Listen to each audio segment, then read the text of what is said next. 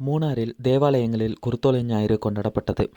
விஜயபுரம் மறைமாவட்டத்தின் கீழ் செயல்புரியும் Munnar mount Carmel தேவாலயத்தின் கிளை பங்குகளான எல்லப்பட்டி புனித குழந்தை திரசம்மாள் தேவாலயத்தின் கிளை பங்குகளில் உட்படும் குண்டலை, செண்டுவாரை, பழத்தோட்டம், டாப் ஸ்டேஷன், சிட்டிவாரை, அருவிக்காடு தேவாலயங்கள் அனைத்திலும் இன்றைய தினம் குருத்தோலை ஞாயிறு கொண்டாடப்பட்டது. காலை 6:30 மணிக்கு எல்லப்பட்டி தேவாலயத்தில், 7 மணிக்கு அருவிக்காடு தேவாலயத்தில், 9 மணிக்கு குண்டலை தேவாலயத்தில், 11 மணிக்கு செண்டுவாரை தேவாலயத்தில், 12 மணிக்கு பழத்தோட்டம் தேவாலயங்களிலும் குருத்தோலை ஞாயிறுகள் ஆடம்பரமாக கொண்டாடப்பட்டது.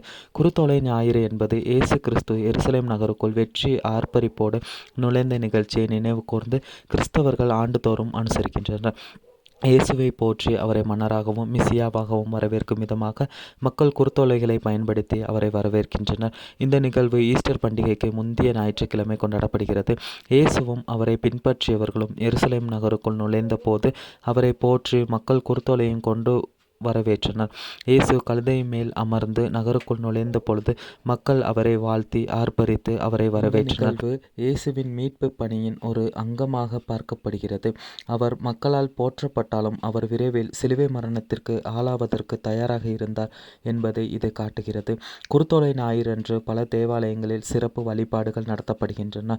மக்கள் குருத்தோலைகளை கையில் ஏந்தி பவனி வந்து இயேசுவின் எருசலேம் வருகை நினைவு கூறுகின்றனர். குருத்தோலை ஞாயிறு என்பது ஈஸ்டர் பண்டிகைக்கு முந்தைய ஞாயிற்றுக்கிழமை கொண்டாடப்படுகிறது. இது இயேசுவின் உயிர்த்தெழுதல் பண்டிகையில் ஒரு பகுதியாக கருதப்படுகிறது.